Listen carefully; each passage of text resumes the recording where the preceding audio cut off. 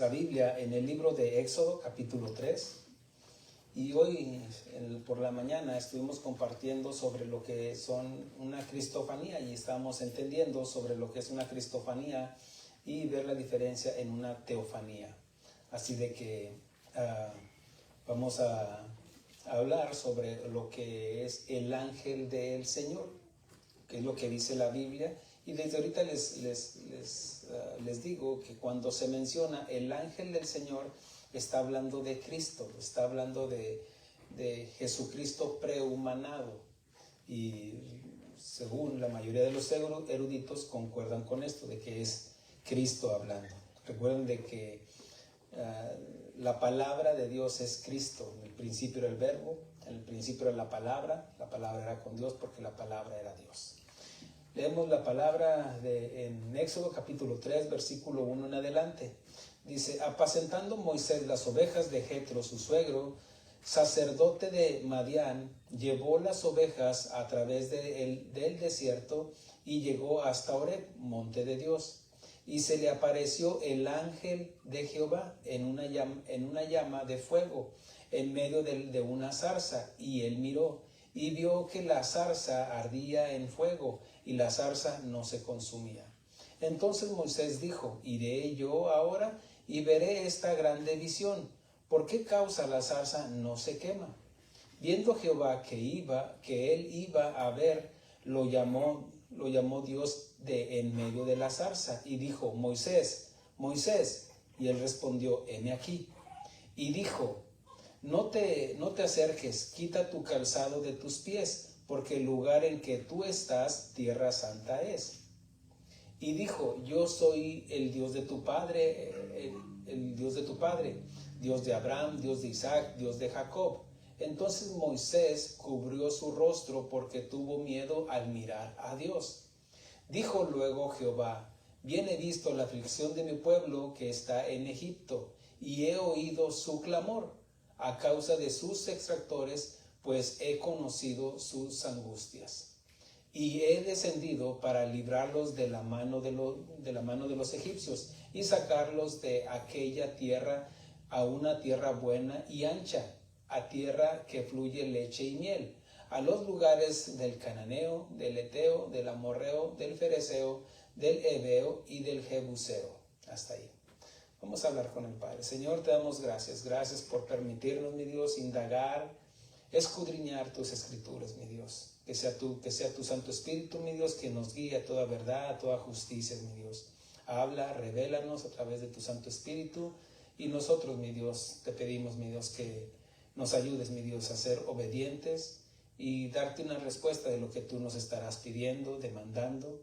Pero también, Señor, te damos gracias porque nos estarás fortaleciendo con tu palabra. Señor, en nombre de Cristo Jesús, habla a tu pueblo.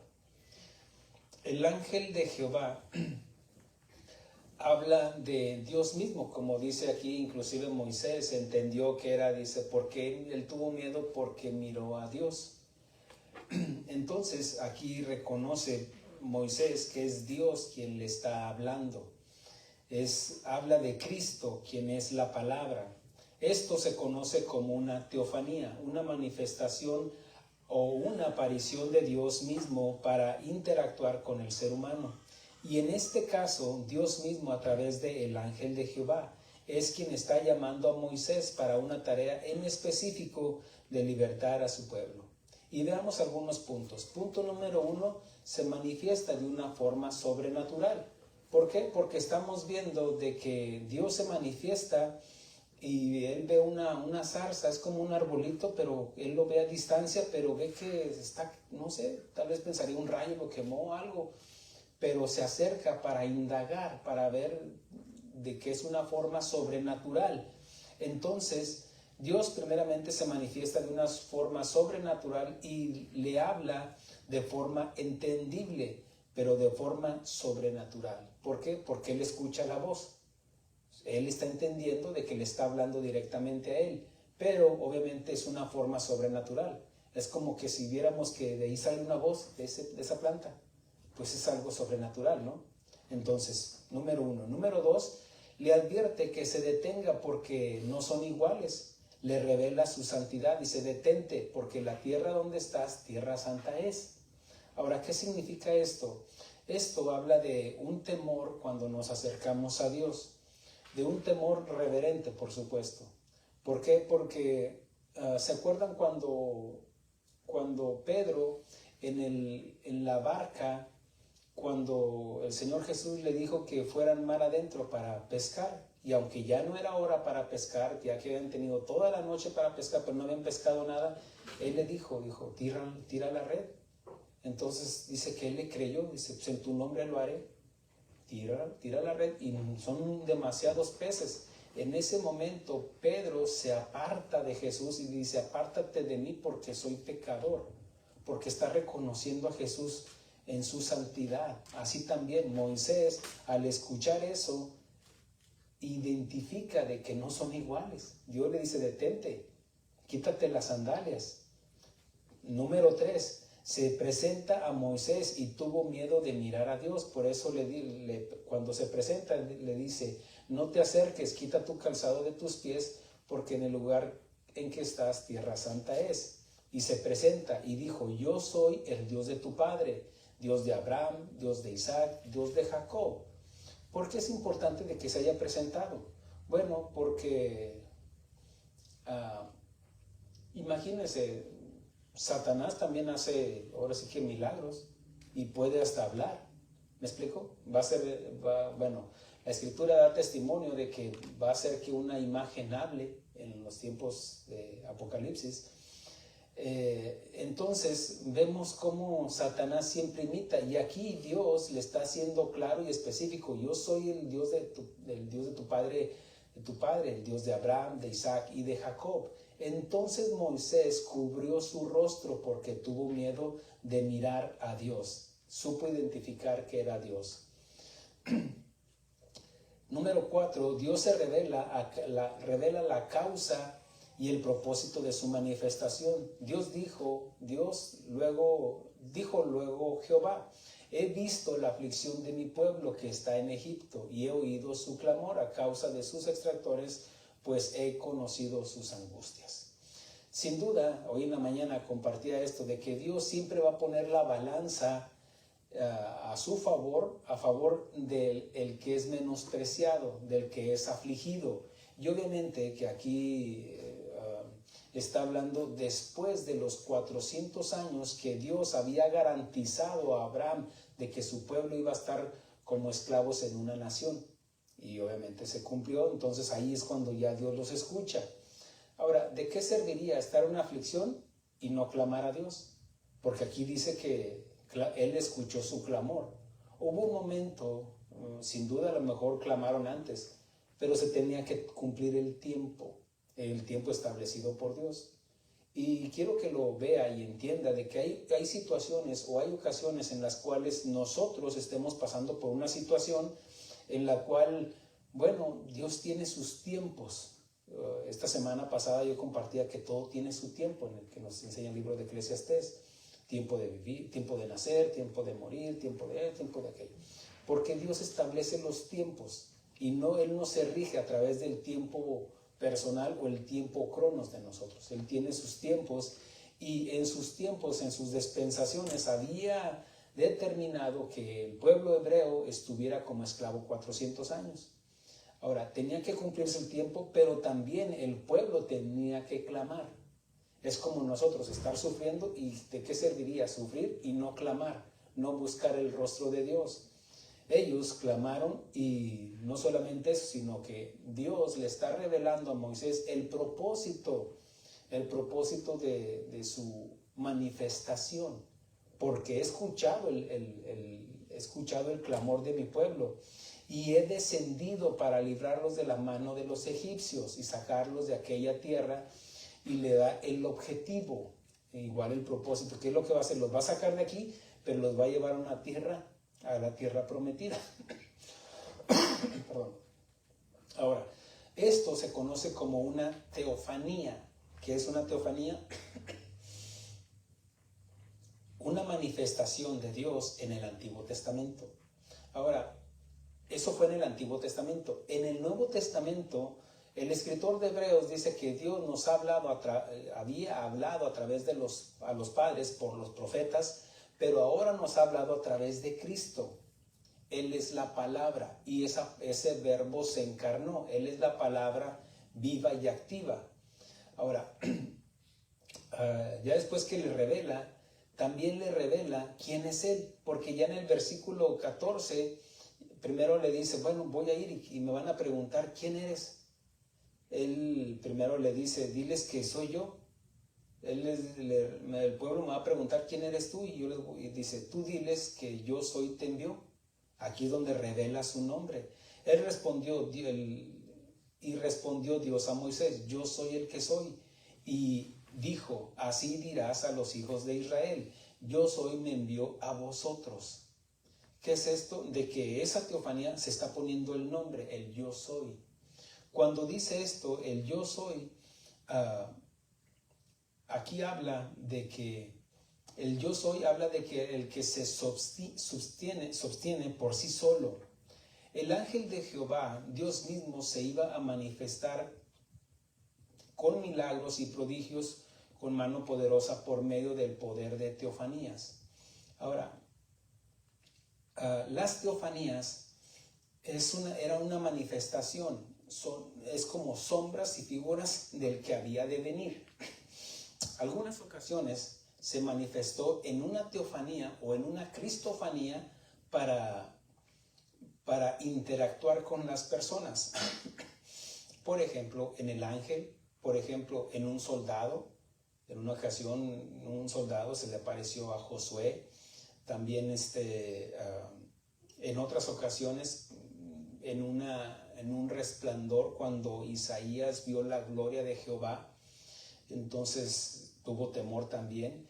Pero vemos cómo Dios iba preparando a la humanidad para interactuar con el ser humano. Por ejemplo, cuando anunció el ángel de Jehová el alumbramiento, el nacimiento de Sansón, los padres de Sansón dijeron, dinos cuál es tu nombre, le preguntaron al ángel, para hacerte, ahora sí que como una ofrenda, como un sacrificio. Entonces el ángel le dijo, ¿por qué me preguntas mi nombre, que es admirable? Y aquí ellos cubrieron su rostro porque dijo, ciertamente somos muertos porque hemos visto a Dios. Porque ese nombre le correspondía a Dios. Recuerden de que en Isaías menciona que un niño nos es nacido, un hijo nos es dado, y su nombre será su nombre llamado admirable, Dios fuerte, Padre eterno, príncipe de paz.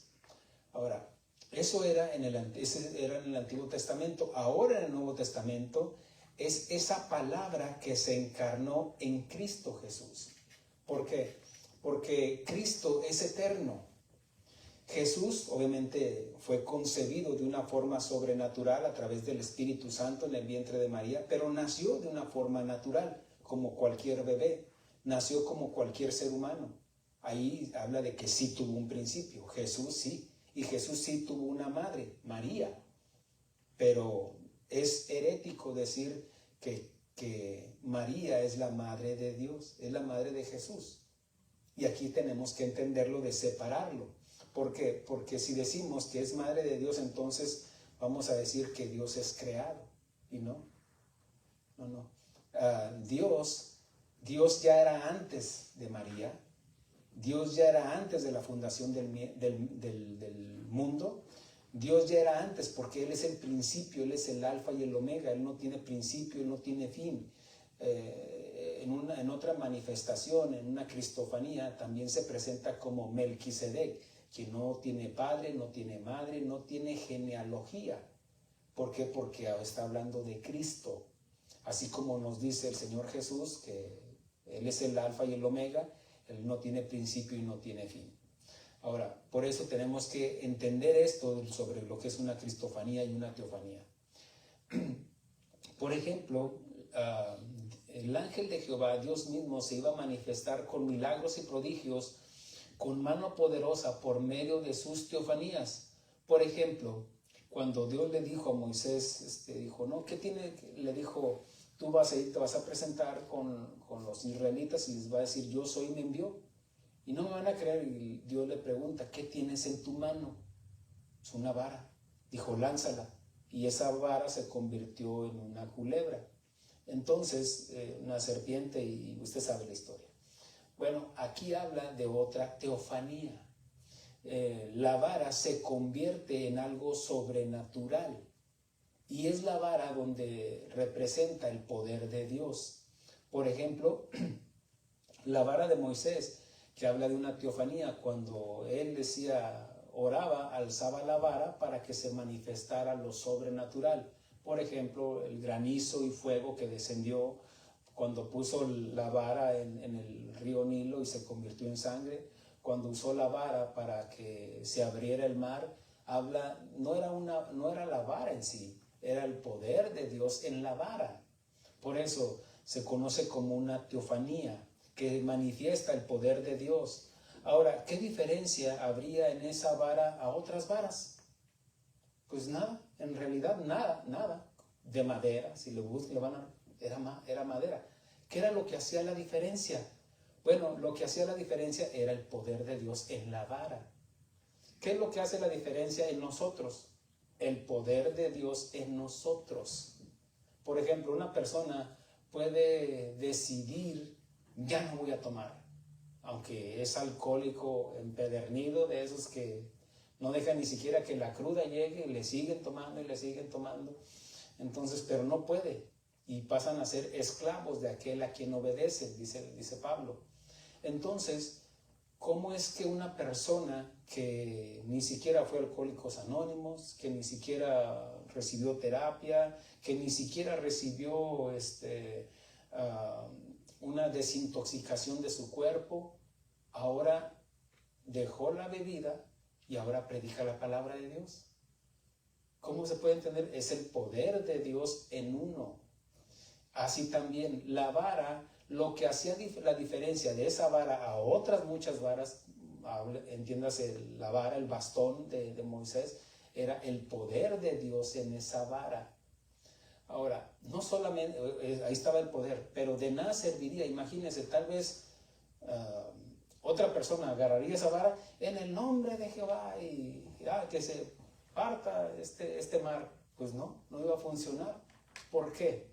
Porque Dios en su soberanía determinó dándole el poder en la vara en las manos de Moisés. ¿Qué significa esto, pastor? ¿Cómo podemos entenderlo o interpretarlo? Porque sin duda muchos se pueden proclamar yo mero, pero sin la autoridad de Dios. ¿Por qué? Porque tiene que haber, nadie toma esta honra sino el que es llamado por Dios. Cuando una persona es llamado por Dios, como fue Moisés, que desde el nacimiento, usted puede ver cómo Dios iba tratando con él, iba obrando con él, lo fue preparando, para que a la postrer, pues lo llamara, le dice, ven, por tanto ahora y te enviaré a Faraón para que saques de Egipto a mi pueblo, los hijos de Israel. Había un propósito en ese llamado y le da la autoridad en esa vara. Tiene que haber un llamamiento. Por ejemplo, muchos pueden predicar, sí. Todos tenemos que evangelizar de una manera u otra. Pero para predicar o para el llamado, como el que recibió Aarón, de sacerdocio, el pastorado, tiene que ser un llamado específico, porque muchos podrán predicar, pero sin la autoridad o sin el respaldo de Dios. Esto tampoco debe de producir jactancia, porque recordemos de que Moisés era un hombre rebelde, era un hombre que llegó hasta matar a un egipcio, que quiso salvar a su pueblo a su manera. No es hasta que Dios lo llevó por un proceso de 40 años en el desierto para que después ya llegar a ser el hombre más manso de la tierra. O sea, Dios va formando el carácter pastoral, el carácter que Dios va formando en cada uno de nosotros. Dios se manifestó con milagros y prodigios para avergonzar a los dioses de Egipto, como para los egipcios el río Nilo se constituía como un dios. La rana se constituía a una diosa rana, cuerpo de mujer pero cabeza de rana. Y así todos los dioses, una dios mosca, todos los dioses que... Entonces, iba a culminar su juicio de gran mortandad, cual nunca se había visto ni oído en Egipto con la muerte de los primogénitos, por medio del ángel de Jehová. Recuerden de que cuando Dios dijo que ya ni siquiera le advirtió a Faraón, no, va a pasar esto. Después de la 9ª plaga, que Dios le dio oportunidad a Faraón, mira, arrepiéntete, no quiso arrepentirse, se llenó de soberbia, se endureció su corazón. Entonces, en ese momento fue cuando ya Dios le dijo, no, pero te va a pasar esto. Dios ha sido paciente con la humanidad, así como fue paciente en los tiempos de Noé, esperando 120 años para que se arrepintieran, pero solamente 8 personas entraron en el arca. Así también es la dispensación de la gracia, porque la venida del Hijo del Hombre será como en los días de Noé, que solamente un remanente se va a salvar. Lamentablemente quisiéramos decir, no, multitudes van a entrar. Pues mire, cuando usted ve una iglesia así de un estadio lleno, yo diría, híjole, pues con que el 10% de esa gente sea salva. ¿Por qué? Porque mire, el hecho de que estemos en una iglesia, eso no nos hace salvos. Como el que entremos a una cochera no nos hace auto, ¿cierto? Tenemos que nacer de nuevo. Ahora, aquí lo que hace Dios iba a traer justicia, o inclusive algunos dirían venganza, aunque le corresponde a Dios, porque dice la Escritura que mía es la venganza, dice el Señor. Él iba a aplicar su venganza basado a la justicia, porque recuerde que en los tiempos que nació Moisés, el faraón había levantado un decreto que todos los varones hebreos, los bebés que nacieran hombres, pues los mataran. Y mataron a muchos. Y aquí lo que Dios está haciendo es aplicando justicia. Entonces, Él determinó que iba a venir el ángel de Jehová para aplicar la justicia, lo que se conoce como la Pascua. Iba a traer juicio a todos los primogénitos y le ordenó a Moisés que le dijera al pueblo de que apartaran a un cordero ciertos días, santifícalo, aliméntalo, cuídalo, y después lo sacrificarás en tal día. Lo sacrificarás, lo cocerás en la carne en fuego, no en agua, en fuego. Dijo, lo comerás con hierbas amargas, los panes sin levadura, y de aquí le está diciendo de la preparación. La levadura, bíblicamente está hablando del pecado, de que no tuviera que haber pecado. Y no solamente eso, sino que también les dice, y lo comerás apresuradamente, y te vas a comer todo, tripas, todo, cómete el corazón, como quieras, cómetelo tripí, todo, cómetelo, dice la Escritura. Ninguna cosa dejarás de él hasta la mañana, y lo que quedare hasta la mañana lo quemaréis en el fuego.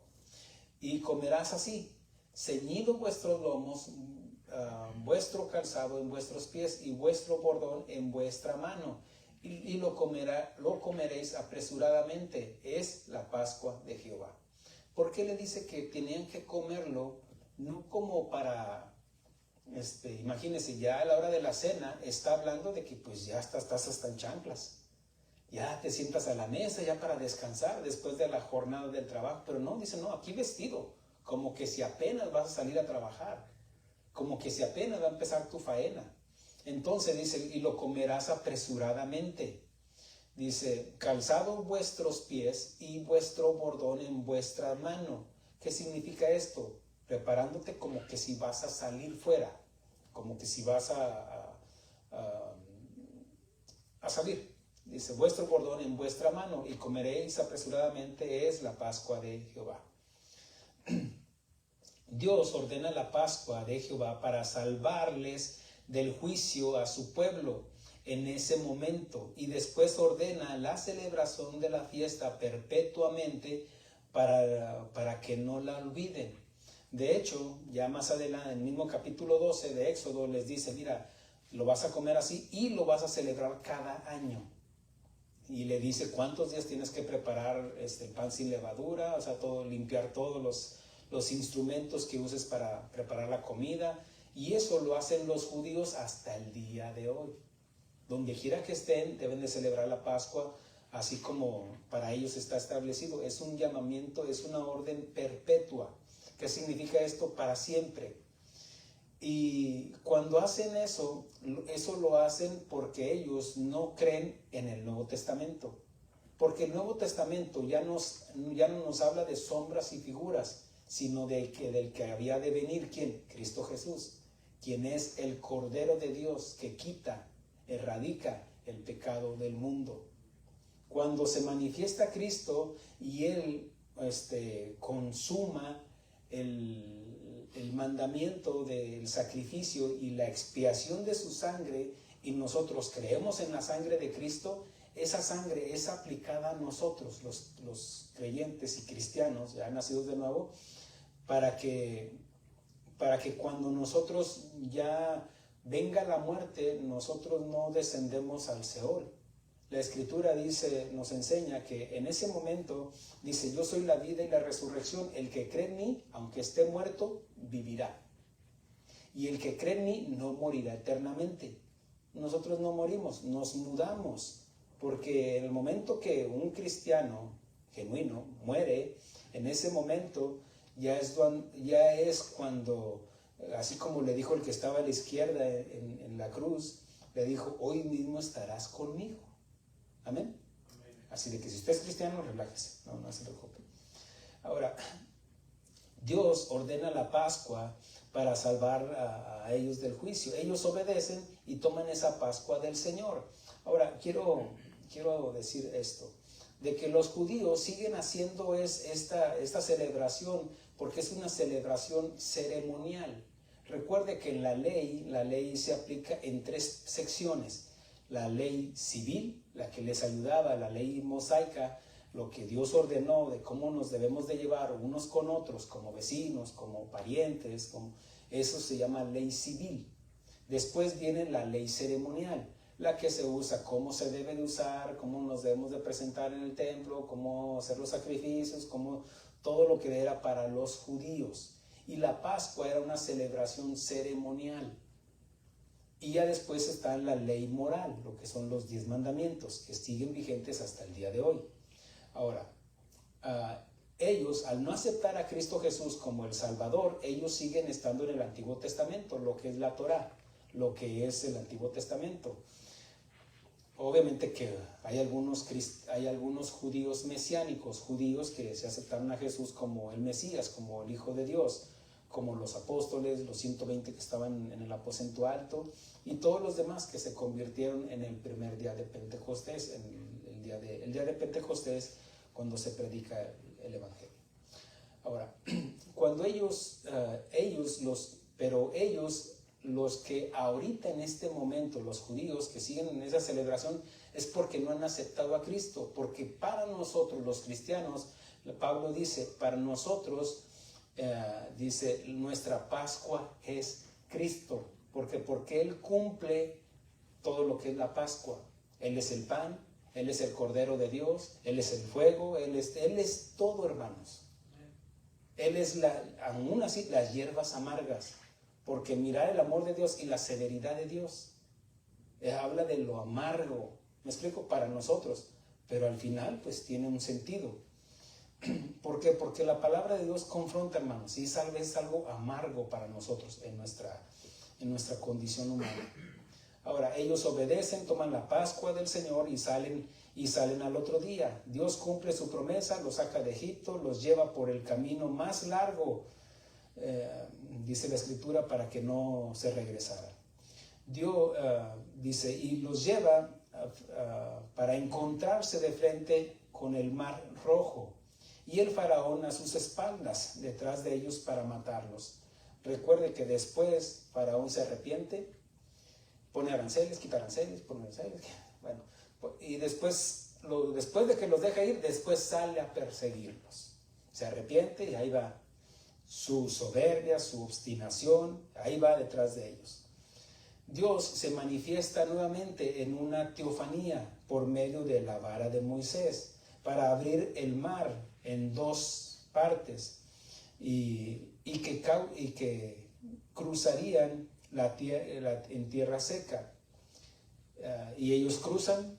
Más adelante Dios les siguió manifestando en teofanías por medio de una columna de fuego, es otra teofanía, por la noche, por medio de una nube en el día para que los cubriera del calor del desierto.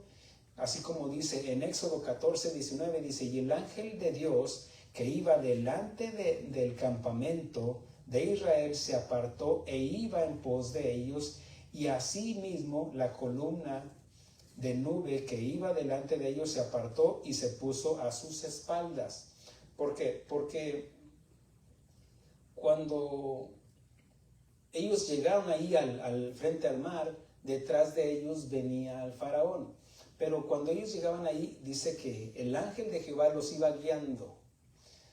Pero cuando ve el peligro, entiéndase de que viene faraón, entonces se pone a sus espaldas y aquí los protege. Y dice la escritura que ni uno se acercaba para un lado, ni los de aquí para allá, ni los de allá para acá, porque Dios también se pone a las espaldas, habla de su protección. ¿Cómo viene esa protección? A través de una teofanía, de teofanías. Dios prometió a su pueblo y a Moisés que Él iría con ellos a través de una teofanía por medio del ángel, el ángel de Jehová. En Éxodo capítulo 23 menciona así, versículo 20 en adelante. Si quiere, espéreme o apúntelo y yo se lo leo. Dice, versículo 20 del capítulo 23, dice: he aquí yo envío mi ángel delante de ti para que te guarde en el camino y te introduzca en el lugar que yo te he preparado.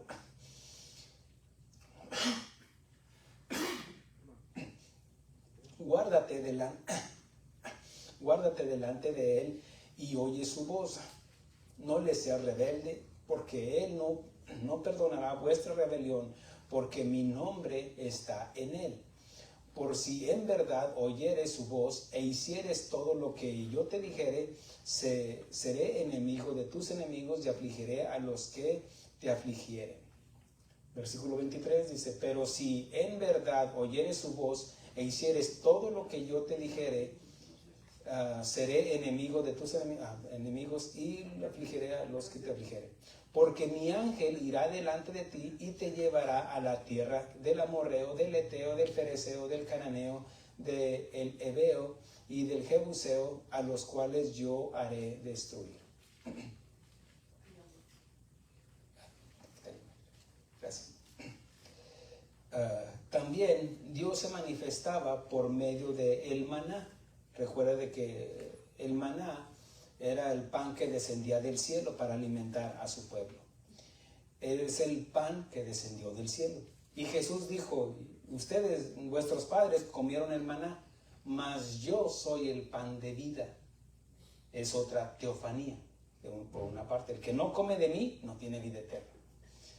Los israelitas hubieran perecido de hambre en el desierto si no hubieran comido el maná.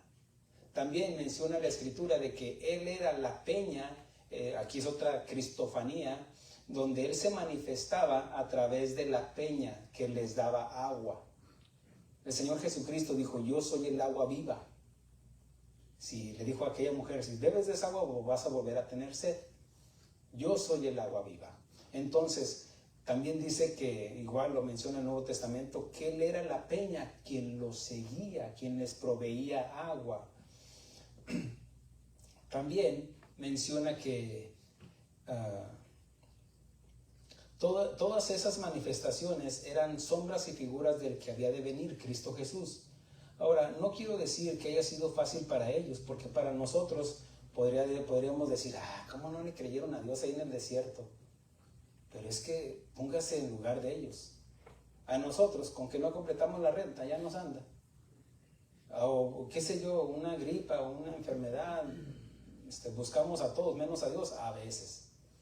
Entonces es muy fácil a veces o llevarlo a lo ligero, como que a veces no es que no entienden, ¿no? Pero es que tenemos que ponerlos en lugar de ellos para ver cuán difícil fue para ellos, para entender de que iban por el desierto, No había un McDonald's aquí, no había un Taco Bell aquí, no había nada. Tenían que depender de Dios. Y aún así, y Dios les dijo, miren, por 40 años los he sustentado. No se ha gastado el calzado de sus pies, no se han gastado sus vestidos por 40 años. Pero por 40 años he estado disgustado con ustedes. Híjole, eso sí es tremendo, hermano. Porque imagínense, estar en la casa de Dios, estar en el pueblo de Dios y que Dios esté enojado con nosotros.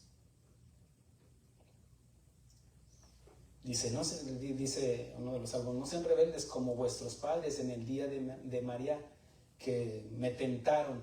Eso es tentar a Dios, hermanos. Tentar a Dios es forzar a Dios a que haga algo que no había determinado hacer. Como el padre del hijo pródigo. Él amaba a sus 2 hijos, pero vino el hijo menor y lo tentó. Tú para mí estás muerto, dame la parte. Ok, hijo, ahí le va.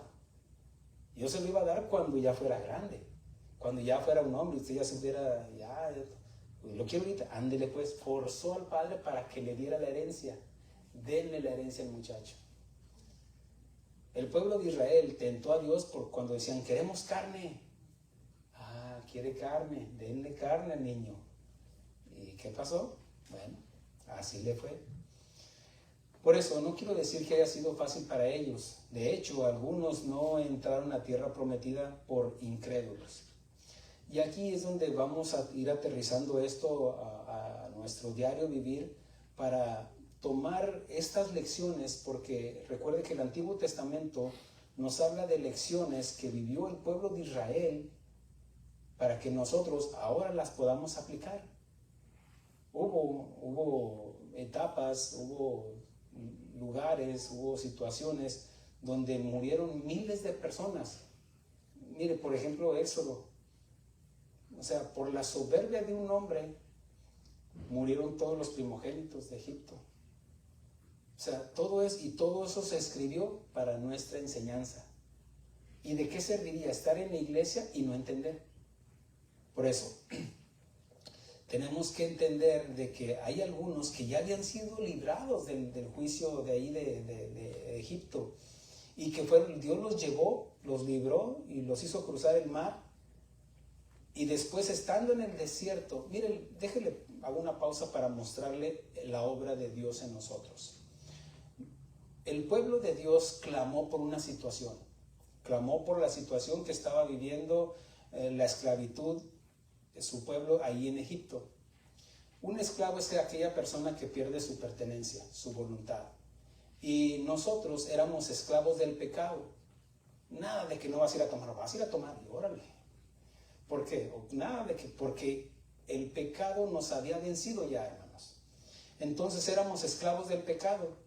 Y hubo un momento donde Dios se nos manifestó. Recuerde, quien da el primer paso es Dios para la salvación. Y Dios se manifiesta a Moisés en una zarza, le dice a su pueblo que lo que deben de hacer, porque ellos, a pesar de todo, no le conocían, habían oído del Dios de sus padres, pero ya habían pasado 400 años. Entonces, en ese momento, oyen de él, lo escuchan a él, le obedecen, y en ese momento que obedecen, y cuando usan la sangre de ese cordero en la Pascua y cubran el dintel de su puerta con la sangre, entonces en ese momento son salvos ¿de qué? De esa condenación. Amén. Ahora, después haga de cuenta que en ese momento ya son cristianos, hacen su voto de confesión. Yo confieso a Jesús como mi Salvador. Después los lleva al mar, que significa, lo primero que debe de hacer un verdadero cristiano, un verdadero arrepentido, ¿qué es? Bautizarse. Y Pedro dice, y todos fueron bautizados en las aguas cuando cruzaron el mar. ¿Me explicó? Okay. Después viene el proceso de la santificación. Ya después ya somos justificados por la sangre del Cordero. Después de la justificación viene la santificación para todos nosotros. La santificación, y después viene la glorificación. Ok. En esa santificación es nuestro desierto, hermanos, nuestro andar como cristianos. en el cual Dios empieza a trabajar en nosotros. ¿Para qué cree? ¿Por qué no entraron en esos más o menos unos 20, 40 días en la tierra prometida? Porque Dios los quería probar que había en su corazón. Y lo que había en su corazón, había incredulidad, había idolatría, había aún queriendo regresar a Egipto. ¿Por qué? Porque algunos no entraron porque Dios los sacó de Egipto, pero Dios no les pudo sacar a Egipto de su corazón. Así hay muchos de que ya confesaron a Jesús como su Salvador, pero también existe la apostasía, que después reniegan y se vuelven al mundo. El mundo representa a Egipto, hermanos, o Egipto representa el mundo del día de hoy. Por eso hay algunos que aunque ya hayan sido, vamos a decir, ya son salvos el día de hoy. Pero Dios les quita la salvación, no. Déjenme le explico esto para que pueda entenderlo. Las promesas de Dios son eternas, pero Dios sigue respetando el libre albedrío de cada uno de nosotros. Porque antes éramos esclavos del pecado, ahora somos siervos de Cristo. Pero aún como siervos de Cristo, Dios nos deja la voluntad intacta. Cada quien decide. Algunos tal vez decidieron hoy no voy a la iglesia, y aunque se enoje el pastor. Algunos decidieron, pues hoy voy a la iglesia. Algunos como hoy han decidido, porque Dios sigue respetando el libre albedrío. Dios no quiere robots. No, Dios quiere que le obedezcamos voluntariamente. Él busca verdaderos adoradores, que le adoremos en espíritu y en verdad. Adorar significa obedecer, hermanos. Ahora, cuando una persona llega a ese punto donde ya obedeció, Dios lo tiene seguro en el hueco de su mano. Ahí estás, mijo, no te salgas. ¿Por qué? Porque habrá algunos que se van a salir. Por eso existe la apostasía. Si no, no existiría la apostasía. La apostasía significa, hay algunos que son rebeldes. Esos no han perdido su salvación. Todavía siguen creyendo en Jesús como su Salvador, pero andan allá en el mundo, andan coqueteando. O ya mero, ya casi, pastor. Pero ya son salvos porque creyeron. Y la salvación es por fe, no por obras. Entonces ¿qué, pastor? ¿Vamos a andar como ellos? No, tampoco te digo que andes como ellos. Porque cabe la posibilidad de que habrá algunos que por quedarse estar coqueteando allá afuera, ya no regresaron. Llega el punto donde se endurece su corazón es cauterizado, y ya después niegan a Jesús, y es donde ya llega la apostasía. Y dice que antes de que venga la venida del Señor se manifestará la apostasía. Cuando ya diga la gente, ya no quiero nada con Jesús, echemos sus cuerdas, nada queremos con su ungido, lo que dice Salmo 2. Ahora, hoy, y aún estando en las iglesias, algunos no entrarán en la tierra prometida por incrédulos. Caray, ¿cómo? Pero si creyeron en Jesús, bueno, déjese lo muestro con las escrituras. En el libro de Hebreos nos enseña de que Hebreos ya está en el Nuevo Testamento, pero le está hablando al pueblo de los hebreos, pero entiéndase que es para todos nosotros, amén. Le está hablando a la iglesia. No nos dice el escritor, el nombre del escritor, pero está hablando, y obviamente guiado por el Espíritu Santo, está está hablando de unas verdades absolutas del Evangelio. Y dice así en Hebreos capítulo 3, versículo 7, por lo cual, como dice el Espíritu Santo, si oyeres hoy su voz, no endurezcáis vuestros corazones, como en la provocación en el día de la tentación en el desierto, donde me tentaron vuestros padres, me provocaron y vieron mis obras.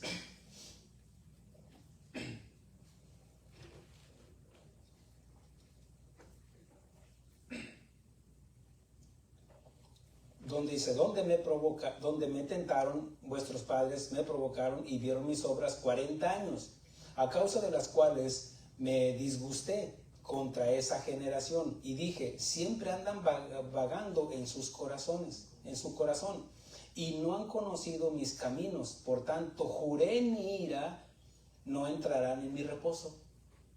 ¿Dónde iba a estar el reposo? En la tierra prometida. Amén. Síganme con mucha atención. Dice, mirad, hermanos. Aquí no le está hablando, mirad, mundanos. No, le está hablando a la iglesia.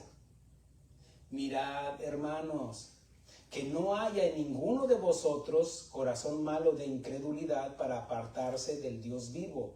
Si no existiera la posibilidad de apostatar, no tendría por qué escribir esto, ¿cierto?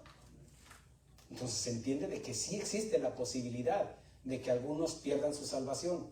Dice, antes exhortaos los unos a los otros cada día, entre tanto que se dice hoy, para que ninguno de vosotros se endurezca por el engaño del pecado, porque somos hechos participantes de Cristo, no de Moisés, de Cristo ya. Dice, con tal que retengamos firme hasta el fin de nuestra confianza del principio. Por eso, el que permanezca, el que guarde, el que retenga la palabra de Dios, hermanos, seremos salvos. Entre tanto que se dice, si oyeres hoy su voz, no endurezcáis vuestros corazones, como en la provocación. ¿Quiénes fueron los que, habiendo oído, le provocaron? ¿Qué está diciendo aquí? Los que escucharon el evangelio. ¿Quiénes fueron los que, habiendo oído, le provocaron? ¿No fueron todos los que salieron de Egipto por mano de Moisés? ¿Y con quien estuvo él disgustado 40 años? ¿No fue con los que pecaron, cuyos cuerpos cayeron en el desierto? Y quienes juró que no entrarían en su reposo, sino aquellos que desobedecieron. Y vemos que no pudieron entrar a causa de incredulidad. ¿Por qué? Porque se acuerda cuando Moisés envió a los espías para que fueran a ver la tierra prometida y que regresaron. No, sí, hay unas naranjotas, unos melones así, es tierra bendecida, pero hay gigantes, pero hay esto, pero hay lo otro. Y su incredulidad, por eso se disgustó, y ustedes no van a entrar a la tierra prometida. ¿Por qué? Porque vieron, probaron, gustaron, vieron mis manifestaciones ahí en Egipto, vieron ahí cómo los he sustentado ahí por 40 años y no entrarán en la tierra prometida.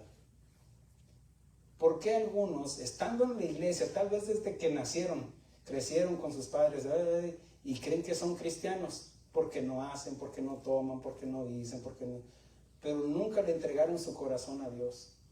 Hay algunos que son creyentes, pero nunca han nacido de nuevo. Y si no nacieres de nuevo, no entrarás en el reino de Dios. Punto. Amén. Yo no estoy excluyendo a nadie. Yo estoy explicando, confrontando. Porque algunos creen que son cristianos porque vienen a la iglesia. Algunos creen que son nacidos de nuevo porque alzan las manos. No, y su corazón. Por eso Jesús dijo, muchos me alaban de labios para afuera, mas su corazón está lejos de mí. Por eso Él dice, hijo mío, dame tu corazón, porque de ahí es donde emana la voluntad. ¿De dónde salen los malos pensamientos? Las envidias, los celos, las contiendas, del corazón. Amén, hermanos. Y no estamos hablando del órgano en sí, estamos hablando de la voluntad. ¿De qué serviría estar en la iglesia, pero no entraron por no creerle a Cristo? ¿De qué serviría decir creer en Dios, pero no creerle a Dios? Dios dijo, este es mi hijo amado, a él oí. ¿No es cierto? Pero si oímos a alguien más, entonces pues dice, todo aquel que no se conforma a las sanas palabras de nuestro Señor Jesucristo, nada sabe y delira. Ahora, menciona también a otro grupo. Otros no entraron por idólatras, por hacerse el becerro de oro.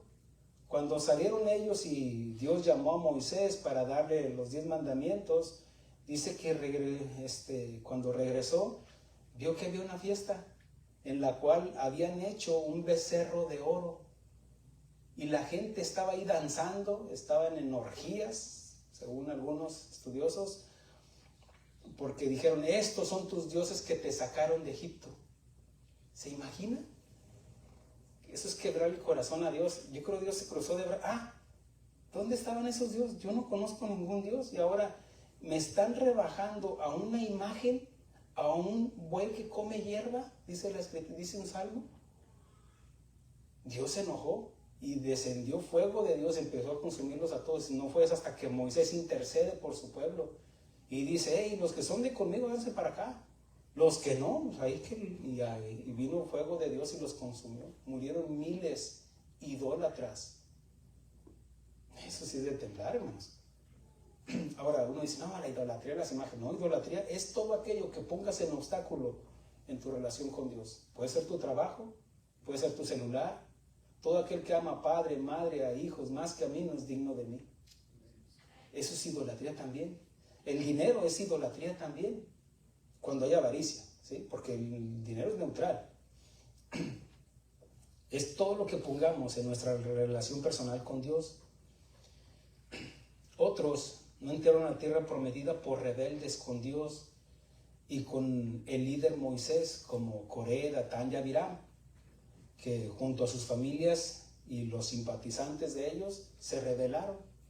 ¿Qué? ¿Solamente por Dios? ¿Dios habla por ti? No, también no, Dios nos puede hablar a nosotros. Coré se manifestó ahí. Es como: yo también puedo ser pastor, diría alguno, ¿no? Yo puedo hacer, y agarra su grupito, y agarra su grupito, y agarra su grupito. Y aquí cuando Dios se manifiesta y se abre la tierra y se los consume a todos. Y dice que descendieron vivos. Así dice la Escritura. No solamente ellos, sino también sus hijos y todos los que andaban con ellos. Ahora, aquí habla de algunos que se salvaron, hijos de Coré, que llegaron a ser salmistas, y aquí está, pero porque no anduvieron en los caminos de su papá, porque Dios sigue respetando el libre albedrío de cada quien. Amén. Ahora, otros no entraron porque, aunque Dios los sacó de Egipto, ellos nunca sacaron a Egipto de su corazón. De hecho, ellos decían: Moisés, ¿no te decíamos que nos dejara servirle a Faraón? Nosotros extrañamos los melones, ahí las papas, cómo cocinábamos, porque allá teníamos todo de balde y eran esclavos. ¿Sí me explico? O sea, nunca sacaron a Egipto de su corazón. Mire lo que dice en Hebreos capítulo 5, versículo 1 en adelante. Dice, versículo 11, perdón, capítulo 5, versículo 11. Aquí no habla de incrédulos, aquí habla de los que ya se apartaron. Dice: acerca de esto tenemos mucho que decir. Hebreos 5:11 dice: y difícil de explicar, por cuanto os habéis hecho tardos para oír. Es aquella persona que escucha y cuestiona lo que se le enseña, cuestiona lo que se le manda, cuestiona todo lo que dice la palabra de Dios. Bueno, ahí dicen eso, pero yo vi en YouTube esto, o yo vi en TikTok esto, y para ellos su Dios es TikTok o Facebook, qué sé yo, y no leen las Escrituras. Por eso todos necesitamos la guía de un pastor, llamado por Dios, por supuesto. Dice: porque debiendo ser ya maestros después de tanto tiempo, tenéis necesidad de que os vuelva a enseñar cuáles son los primeros rudimentos de la palabra de Dios. Y habéis llegado a ser tales que tenéis necesidad de leche y no de alimento sólido. Es como, mire, yo entiendo cuando son nuevos. Cuando son nuevos, pues no entienden quién es Moisés. Pues quién es este, quién es aquel. Y se entiende y se debe de respetar porque están en un crecimiento.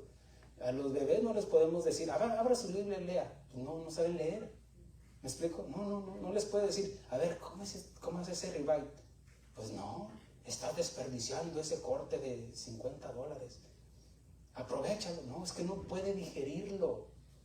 Pero ya el que ya tiene tiempo, dice Pablo, cuando era niño hablaba como niño, jugaba como niño, juzgaba como niño. Mas ya ahora que soy hombre, hago las cosas de un hombre. Entiéndase, de una persona madura en el Evangelio. Pero si todavía está, pues no sé, ¿y si me bautizo o no me bautizo, pastor? A ver, explíqueme usted, porque ya me echaron agua cuando era niño. Otra vez, ¿no estás entendiendo?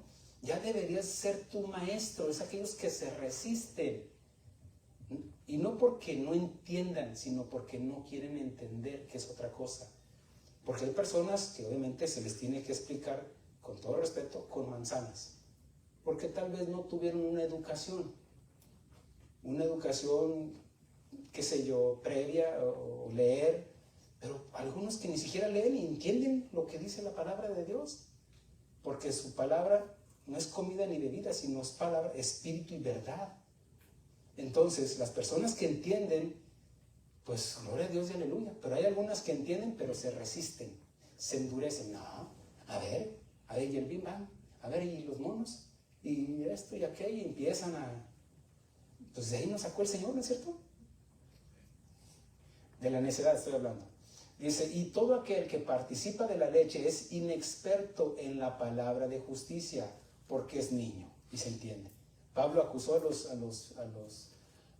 los corintios, dice, ustedes ya deberían de ser maestros, ustedes es necesidad que les voy a traer leche otra vez, un Gerber, porque están peleándose como niños, berrinchudos. Dame, yo soy de Pablo, yo soy de César. Bueno, según el contexto. Dice, pero el alimento sólido es para los que han alcanzado madurez, estatura espiritual. Dice, para los que para que por el uso tienen los sentidos ejercitados en el discernimiento del bien y el mal. Así, luego. Ves, escuchas la música mundana y escuchas acá las alabanzas. Y hoy en el mundo a lo bueno le llaman malo y a lo malo le llaman bueno. Dice, caray, pastor, ¿es bueno que vaya a un antro todavía? Ay, pero el que está vivo así luego ya ejercitado, no, se aparta. ¿Me explico? Ahora, por tanto, dejando ya los rudimentos de la doctrina de Cristo, ¿quiénes son los que dejan la doctrina de Cristo? Los que están coqueteando. Ya mero, ya casi, ay, no sé, a ver qué, ya mero, a ver, convénceme, a ver, dame. Te voy a... Por tanto, dejando ya los rudimentos de la doctrina de Cristo, vamos adelante a la perfección, no echando otra vez el fundamento del arrepentimiento de obras muertas, de la fe en Dios. De la doctrina del bautismo, de la imposición de manos, de la resurrección de muertos y del juicio eterno. ¿Por qué? Porque estas son las doctrinas básicas, hermanos. El bautismo, ¿por qué te bautizas? ¿Por qué esto, lo otro? Por enseñarle de la resurrección de los muertos, enseñarse sobre el juicio eterno. Eso ya lo deberíamos de saber y entender los que hemos alcanzado madurez. Amén. Ahora dice, y esto, hermanos, mire cómo lo está hablando a la iglesia. Y esto, hermanos, si Dios en verdad lo permite, porque es imposible, es como diciendo, mire, haz de cuenta que Dios te está dando otra chance. Pero aquí dice algo claro, porque es imposible que los que fueron iluminados, gustaron el don celestial y fueron hechos participantes del Espíritu Santo. Recuerde que el Espíritu Santo no se manifestaba en el Antiguo Testamento. Se manifestaba a través de la unción de los sacerdotes o de los reyes, o a través de los profetas, porque hablaba a Dios a través del Espíritu Santo por medio del profeta. ¿Me explico?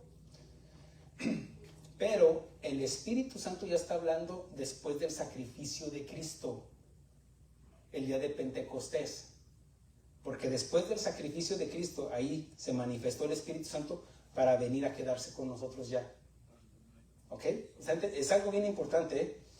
Porque por eso los mismos discípulos le preguntaban, ¿por qué les hablas en parábola? Ah, para que oyendo no entiendan, para que viendo no vean, para que se arrepientan y yo los convierta. Pero necesitaban que la manifestación del Espíritu Santo, porque nadie puede ser salvo, hermanos, sin la revelación del Espíritu Santo. Nadie puede entrar en el reino de Dios si no es por el agua y el Espíritu, la palabra y el Espíritu. Amén, hermanos. Algunos tienen la palabra, pero rechazan el Espíritu. Y no, es junto con pegado. Los dos.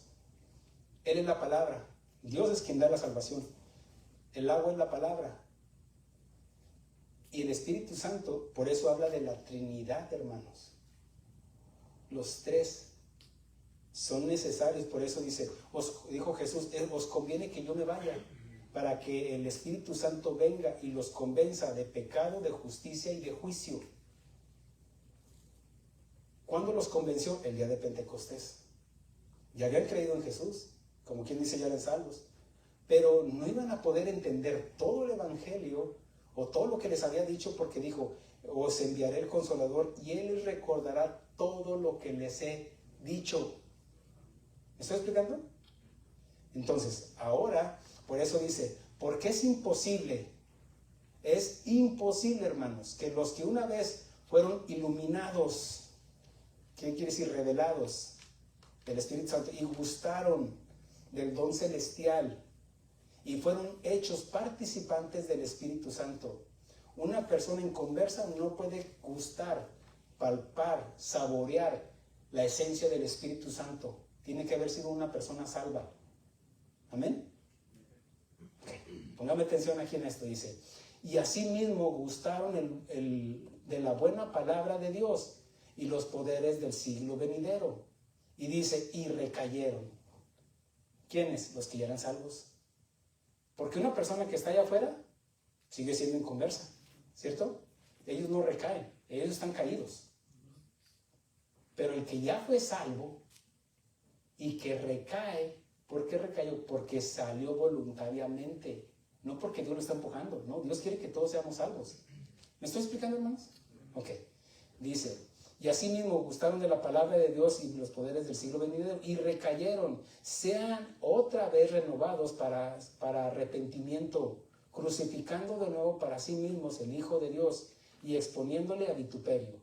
Es como diciendo, bueno, es que aquí yo como que no entendía y luego ve una muchacha por allá o ve la tentación y se regresa al mundo. Ya después de haber sido librado. Y luego dice, ay no, pero es que me fue mal. Y luego dice, voy a regresar otra vez. ¿Me bautizo otra vez? No, ya no. Un solo bautismo y una sola fe. Ahora, no solamente eso, sino que cuando dice, ya no puede, es imposible, lo dice la palabra de Dios, que los que recayeron, recuerde, habrá algunos que están en desobediencia, pero no han dejado de ser hijos de Dios. Andan ahí vagando, pero están exponiéndose a que su corazón se cauterice y ya no regrese. Porque nadie sabe la venida del Señor, ¿cierto? Ok. ¿Por qué se quedan algunos? Por imprudentes, como las vírgenes. ¿Amén, hermanos? Porque están ya mero, ya casi. Y esos son los que van a pasar la gran tribulación. Bueno, déjenme le digo esto. Es imposible que vuelvan otra vez, dice que otra vez vamos a sacrificar a Cristo, nada más por la desobediente muchachita esta, o el desobediente muchachito este. Otra vez, armen todo para el crucifijo de Cristo. Traigan a Poncio Pilato, condénenlo otra vez y otra vez, crucifíquenlo. Es imposible. ¿Me estoy explicando, hermanos? Dice, y recayeron, sean otra vez renovados para arrepentimiento, crucificando de nuevo para sí mismos al Hijo de Dios. Me faltaba uno, crucifiquen a Jesús otra vez. ¿Saben qué es lo que es el Vía Crucis, hermanos? De la Iglesia Católica, es sacrificarlo otra vez. Es más, el misal, leanlo, estudien lo que es el misal. El sacrificio en la misa, ellos lo sacrifican cada misa. Por eso estudien lo que es el misal. ¿Qué significa el misal? ¿Qué significa esto? Ellos sacrifican a Jesús cada misa.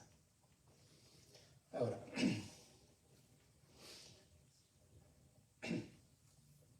¿sabes? Muchos piensan que el seguir a Dios y obedecer sus mandamientos es difícil y que tenemos que esforzarnos. Ahora, y en algunas ocasiones me decían, pastor, le estoy echando ganas, pastor, le estoy echando ganas. Una vez, hace años, me recuerdo que me decía, de esos borrachitos, yo le compartía, mira hermano, fíjate que esto, que lo otro, ya deja eso, le estoy echando ganas, pastor, le estoy echando ganas. Le dije, ese es tu problema, que le estás echando ganas. Ahora, déjeme decirle esto, que no quiero darle la impresión de que ser cristiano es fácil. ¿Verdad que no? No, porque tenemos que renunciar a nuestro yo. Tenemos que renunciar a nuestra cultura, tal vez, a nuestras tradiciones, a la iglesia tradicional, a todo lo que nos enseñaron nuestros padres, que no eran cristianos. Hay una lucha interna. No estoy diciendo que sea fácil. No estoy diciendo que, inclusive, de que no haya temor. Es decir, mire, hermanos, la fe no lo hace fácil. La fe lo que lo hace es posible. La fe, hermanos, la fe no nos dice que no va a haber temor. Pero la fe nos capacita, nos condiciona para librar el temor, porque el amor de Dios echa fuera el temor. ¿Cómo puedo entender eso, pastor? Bueno, es que habrá situaciones en las cuales te vas a enfrentar a tus gigantes. Tal vez una tentación, el teléfono tal vez. Ahí estás luchando, lo prendo, le da un chisme. Ahí estás luchando, son tus gigantes tal vez. Y hay veces que te da miedo. No paso por ahí por el barrio porque me van a hablar los amigos y dije, ya te manda la mujer. Entonces, hay cosas que dan miedo. Pero el hecho de que, por ejemplo, la fe no quiere decir que no tengamos temor, hermanos. ¿Se puede imaginar a David enfrentar a ese gigante? Así todo feyote, barbón. ¿Quién sabe cómo estaría, verdad? Pero imagínense, su cabezota, todo así. Dicen que de hecho ese era el problema, que no podía moverse porque estaba pues bien ponchado, ¿no? Ayer entendí con mi esposa cuando vimos una persona que se ve que hace ejercicio, pero uno los ve, queda como de deformes, perdón por esto, ¿no? El respeto si alguien hace ejercicio y todo eso, pero ya era exagerado, no sé, era fisiculturismo, pero bolas de más, así que digas tú, ¿qué es eso? No puede ni caminar, o sea. Es como cuando tú le ponías la chamarra a los niños que no tuvieran frío, no podían ni caminar. Pero el punto es de que se puede imaginar a David, así que lo vio feyote, así, yo creo que le dio miedo. Pero ¿qué fue lo que lo capacitó para enfrentar al gigante? La fe. El conocimiento de quién era Dios, de quién lo podía librar. Por eso la fe, hermanos, no lo hace fácil, pero lo hace posible. Ahora, mire esto. Cuando digo que tampoco quiero dar la impresión de que es fácil o que implique un esfuerzo o temor, déjeme explicarlo para que aprendas a escoger tus batallas y sepas identificar tus adversarios. Primero que nada, tenemos que ser sinceros con nosotros mismos y reconocer que somos nacidos de nuevo, porque algunos son solo simpatizantes, algunos son creyentes, pero otros somos nacidos de nuevo, y los que somos nacidos de nuevo no tenemos que esforzarnos para dar fruto, tenemos que crecer porque ya es nuestra nueva naturaleza. Significa que sí o sí tienes que dar fruto, y el fruto del Espíritu es amor, paz, gozo, benignidad, mansedumbre, templanza y fe. Un manzano no se va a esforzar para dar manzanas porque esa es su naturaleza. Voy a hacer una manzana, no. Si es de espinos no va a dar manzanas, aunque se esfuerce. Pero el Hijo de Dios dice, el fruto del Espíritu es amor, paz, y dice que Dios va a tratar con nosotros para que demos más fruto. Amén. O sea, no estoy diciendo que sea fácil. Por ejemplo, amar a tu enemigo. No va a ser fácil. Pero ya te condicionó con el poder, amor y dominio propio. ¿Me explico? El Espíritu Santo. Ahora sí podemos hacerlo. Ahora, muchos creen que el esforzarse es echarle muchas ganas, cuando en realidad es descansar, es dejar que Dios obre en nosotros y por nosotros, es rendirnos, es dejarnos llevar por su Santo Espíritu, porque si lo quieres hacer en tus fuerzas no vas a poder, y mucho menos entender. Es por eso que muchos abandonan, apostatan, porque no entienden. Otros no quieren entender. Muchos se esfuerzan en hacer, y no es que esté mal el hacer cosas buenas, pero no entender, porque el hacer obras creyendo que estamos haciendo su voluntad fuera del orden de Dios provoca soberbia. Por ejemplo, alguien podrá decir, pastor, yo voy a hacer esto. Vamos a decir, yo quiero ir al mercado y hablarles de todo de Cristo, pero tienes que seguir el orden. Por ejemplo, una persona que diga, yo voy a hacer una célula en mi casa. Primero, ve con el pastor. para saber si estás con el conocimiento para compartir. ¿Me explico? Ok, si ya eres ordenado por el pastor, sí, vaya hermano, vamos a estar orando por usted y que Dios lo use grandemente, ándele, porque va siguiendo el orden. Pero si lo hace a su manera, aunque diga, es que dijo Dios que hiciéramos discípulos, sí, pero para ser discípulo tienes que seguir a tu maestro. ¿Me estoy explicando? Es el orden de Dios, porque después viene la soberbia. No, es que yo si no es el fariseo, yo sí ayuno, yo sí doy, yo sí hacía cosas buenas, pero fuera del orden de Dios. ¿Me explico, hermanos? Por eso, después viene ese espíritu fariseísta, un espíritu fariseísta provocando orgullo y frustración y después hasta vergüenza. Usted conoce la historia de Jacob, hijo de Isaac, nieto de Abraham, que manipuló una situación para comprar la primogenitura de su hermano Esaú. También engañó a su padre Isaac para que lo bendijera. Después salió huyendo de su hermano Esaú, que le dijo que lo iba a matar porque había usurpado su lugar. Después Dios se le revela en un sueño y le dice que lo bendeciría con el linaje de la promesa de Abraham, Isaac, su padre, y que haría de él una nación fuerte. Él continúa su vida a su manera. Se casa con las hijas de su tío Labán. Usted sabe de que él no oró por su esposa. Él, como esta me gusta. Empezó a hacer las cosas a su manera. Labán también lo engaña repetidas veces. Y aunque Jacob se esforzaba en hacer lo correcto, por ejemplo, en ser honorable, ahí en su trabajo, en sus ovejas, cuidando las ovejas, y aunque su tío lo engañaba, él quería permanecer fiel y leal a su patrón. ¿Me explico? Pero se estaba esforzando. Ahora, Dios lo que estaba haciendo era usando inclusive a Labán para ir formando carácter en él. Llega el tiempo en que Dios le dijo que se regresara a la casa de su padre. Y le dice, salte, y ahora sí ya es tiempo, como diciendo, ya entendiste, mijo. Porque dice, y Dios le habló, regrésate a la casa de tu padre. Entonces él toma a sus esposas, recuerden sus 2 esposas y 2 concubinas, ya eran 4, todos sus hijos.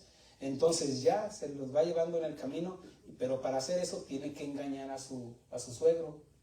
Le dice, no, ¿sabes qué? Vamos a hacer esto, vamos a hacer aquello, y hace una maniobra para salir a escondidas. Y todo aquel que está en el orden no tiene que andar escondiéndose, ¿cierto? Él se esconde y se va a escondidas. Después su suegro se da cuenta que ha sido burlado y sale a su encuentro porque también busca a sus ídolos y no los encuentra, y se da cuenta que alguien de ahí se los llevó. Era Raquel quien le roba los ídolos a su padre. Entonces llega ahí a un lugar, entonces lo alcanza y Dios le dice a Labán, no se te ocurra tocar a Jacob. Pero aquí es donde Dios le da la oportunidad a Jacob para ponerse a cuentas. Mire, cuando Dios llama a un hombre a un ministerio, Dios le dice, ponte a cuentas. Ponte a cuentas con tu esposa, ponte a cuentas con esto, ponte a cuentas con otro, porque no vas a poder empezar. ¿Se acuerda que Moisés iba a ir a Egipto, pero aún no se había circuncidado? Y Dios se le apareció para matarlo. Pero su esposa Séfora dice que afiló un cuchillo y lo circuncidó y ya, vino la paz. Porque el hecho de que seamos llamados por Dios no significa que ya te libraste. No, Dios va a tratar con nosotros más, con el pastor, para ir tratando nuestro carácter. Y Jacob iba todo frustrado por tantas veces que le había engañado a su suegro. Entonces Dios le da la oportunidad para que saque de su corazón toda esa amargura. Y le dijo Labán, tú me has robado. Entonces aquí Jacob ya se pone, te he robado, tráeme, dime alguien que testifique a favor de ti. Y empieza a sacar, he estado así en las noches, en los días calorientos, he estado así, si un animal se llevaba una oveja tuya, yo te la pagaba de mi bolso, yo anduve haciendo esto, soy la que lava, soy la que plancha, soy la que... Todo le sacó sus frustraciones. ¿Me estoy explicando? Entonces ya sacó todo lo que traía en su corazón. Lo sacó y en ese momento dice, pero di tú. Entonces ya el otro ya entendió de cierto lo que está diciendo. Labán le dice, no, sí es cierto. Entonces llegan a un punto donde están en paz, tú por tu lado y yo por el mío, así de que aquí nos separamos, hacen una comida, chocan la mano, se dan un abrazo, se dan un beso y cada quien por su lugar. ¿Me estoy explicando? Ahora, ¿eso qué tiene que ver, pastor? Bueno, es que después de esto, dice la escritura, después. Ese después significa que si no hubiera pasado eso, no hubiera habido un después. Porque después, dice, ya antes de llegar a la tierra ahí de su padre, él se tenía que enfrentar con Esaú, su hermano, quien había prometido matarlo. Cuando regreses, dice, vas a regresar y yo te voy a esperar aquí, te voy a matar. Esaú ya había engrandecido desde el reino de Edom. Entonces dice que Jacob dijo, no, mandó presentes a su hermano. Pues dije, no, yo con 2 cachetadas tengo. Mira, aquí están estas ovejas, aquí está esto, le ofrece esto. Y dice, y dígale que se lo envía a Jacob, su siervo. ¿Qué está haciendo aquí? Humillándose. Okay. Esaú lo recibe y dice que cuando antes de esto es donde tienen que cruzar como un río y cruzan, le dice a su familia, ustedes crucen, y él se queda solo. ¿Y quién creen que se le apareció?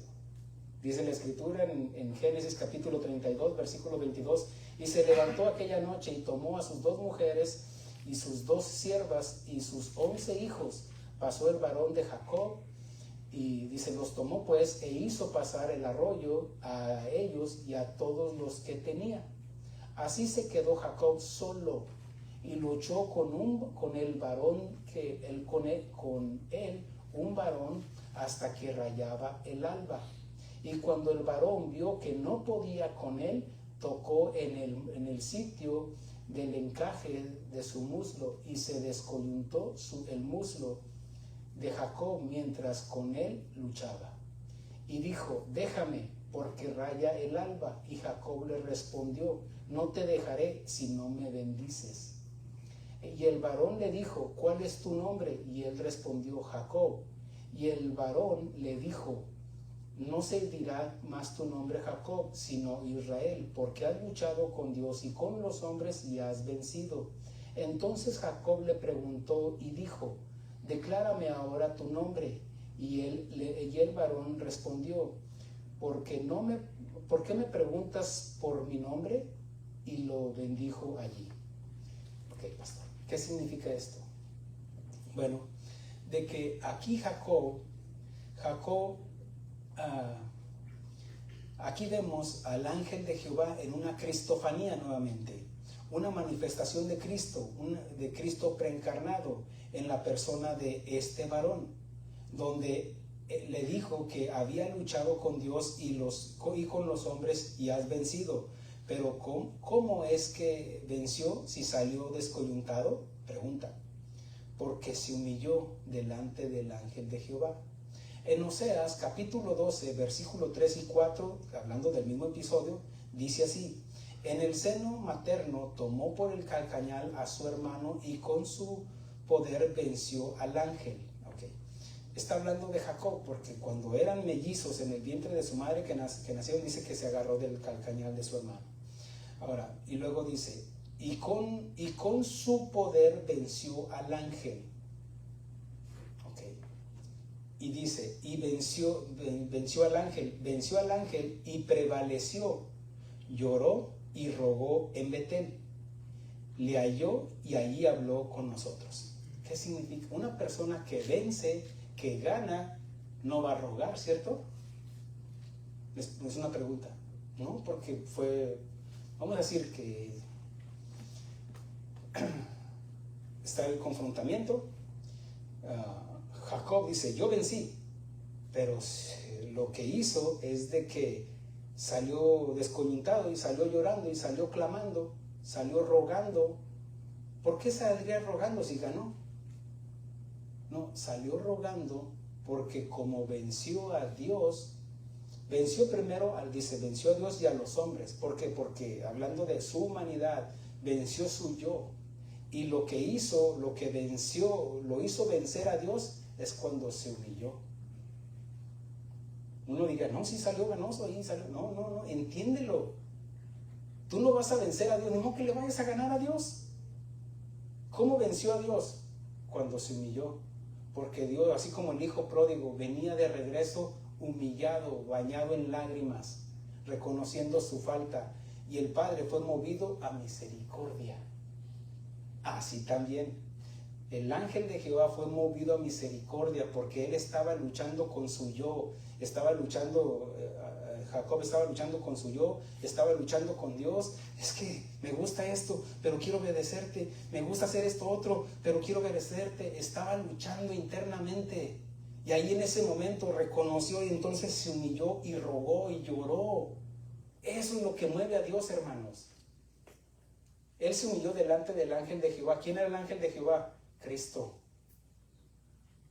No es hasta que nos humillemos a Cristo que vamos a ser, hasta nuestro nombre va a cambiar. De ser hijos del diablo, ahora ser hijos de Dios. ¿Ve la diferencia? ¿Qué es lo que hace la diferencia? Cuando nos humillamos. Cuando Moisés se humilló, se quitó el calzado de sus pies, se humilló.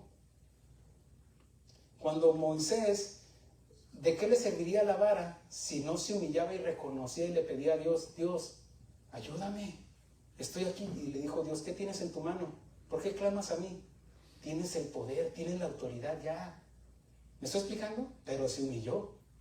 El pueblo de Dios, Dios no hubiera escuchado si no hubiera clamado. El pueblo de Dios se humilló, hermanos. Porque si no se humillan, de nada sirve, hermanos. Habrá muchos en las iglesias porque tienen, porque traen, porque más que le están haciendo, pero de nada les sirve para la salvación todo tu dinero, todo tu conocimiento, si no te humillas delante de Dios. Si mi pueblo se humillare, en el cual mi nombre es invocado, yo los perdonaré y sanaré su tierra. Hay algunos que están en enfermedades porque somos tierra, somos polvo, y siguen en su soberbia y altivez, buscando todos los métodos, menos a Dios. Si mi pueblo se humillare, en el cual mi nombre es invocado, en ese lugar yo te perdonaré y sanaré tu tierra. Muchos están en sus enfermedades porque no se humillan. Está la clave, hermanos, la humildad. ¿Me estoy explicando, hermanos? ¿Dónde es el secreto, pastor? En la humildad. ¿Delante de quién? Delante del ángel de Jehová.